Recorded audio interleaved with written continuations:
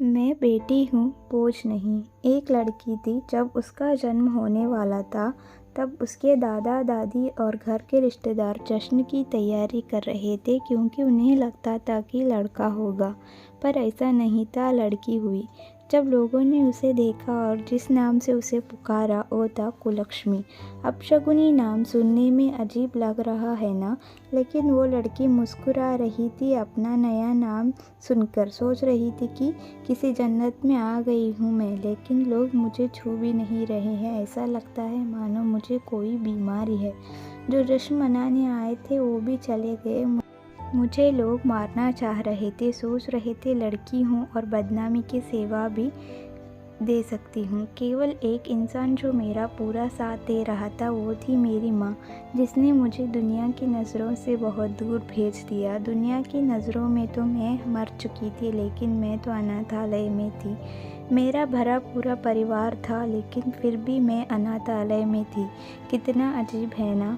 ऐसा कोई दिन नहीं जाता था जब मेरी माँ मुझसे मिलने ना आती हो और मुझे दूध ना पिलाती हो। मेरी पूरी देख रेख करती थी मेरी माँ, और परिवार वालों से झूठ बोलती थी कि मैं अपनी सहेली से मिलने जा रही हूँ। हर रोज़ माँ नए बहाने बनाती थी।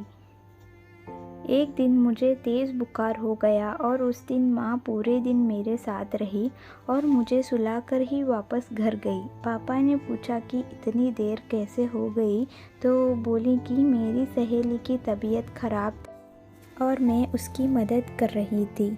पापा ने गुस्से में उस दिन मम्मी की पिटाई भी की। माँ दर्द सह रही थी, लेकिन फिर भी मुझे छिपा रही थी।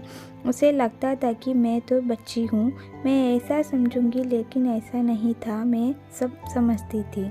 मैंने भी सोच लिया कि सब जानकर रहूँगी। मैं मैडम के पास गई और बहुत रिक्वेस्ट करने पर उन्होंने मुझे सब कुछ बता दिया।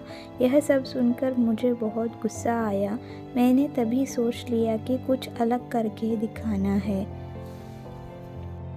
कुछ बड़ी हुई तो मैंने बॉक्सिंग क्लब ज्वाइन कर लिया। जब 18 साल की हुई तो मुझे स्टेट चैम्पियन का खिताब मिला। 2 महीने बाद मेरा एक पाकिस्तान की लड़की ने नेशनल मैच था।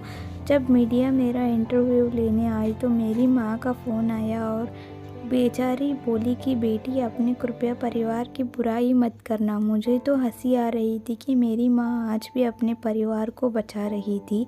मैंने इंटरव्यू दिया और पूरी जनता ने टीवी पर वो इंटरव्यू सुना। शाम को माँ ने बताया कि टीवी देखते हुए पापा बोल रहे थे कि वाह क्या लड़की है, कितना नाम रोशन कर रही है अपने माता पिता और परिवार का।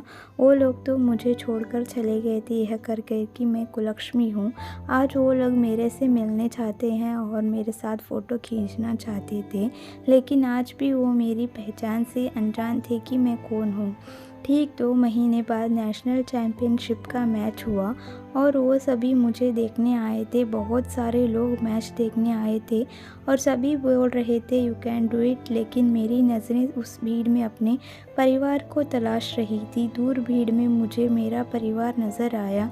उनको देखते ही मेरे अंदर गुस्सा भर आया और सारा गुस्सा मैंने अपनी प्रतिद्वंदी पर निकाल दिया और नेशनल खिताब अपने नाम कर लिया। फिर क्या सभी मुझ में इंटरेस्टेड हो गए। लोग मुझसे मेरे परिवार के बारे में पूछने लगे। बहुत मजबूर होकर मैंने बताया कि मैं वो लड़की हूँ जिसे 20 साल पहले मार दिया गया था, जिसे सबसे पहला नाम कुलक्ष्मी दिया गया था। मेरे पूरे परिवार तभी दूर भीड़ में से भागकर कोई मेरे पास आया और मुझे बेटी कहकर पुकारा।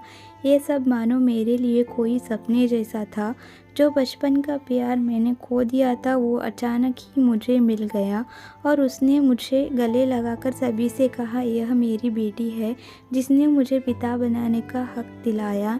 सभी लोग मेरे से माफ़ी मांग रहे थे। जब मैंने जन्म लिया तब मैं केवल एक लड़की थी, लेकिन आज मैं एक बेटी हूँ। अब मैं अपने आंगन की तुलसी बन चुकी हूँ, अपने घर की मुस्कान बन चुकी हूँ, मैं बेटी बन चुकी हूँ। यह कहानी थी मुझ कुलक्ष्मी की, जिसने मुझे अपने घर की लक्ष्मी बनाया और मेरी माँ इस कहानी की सबसे महत्वपूर्ण पात्र थी।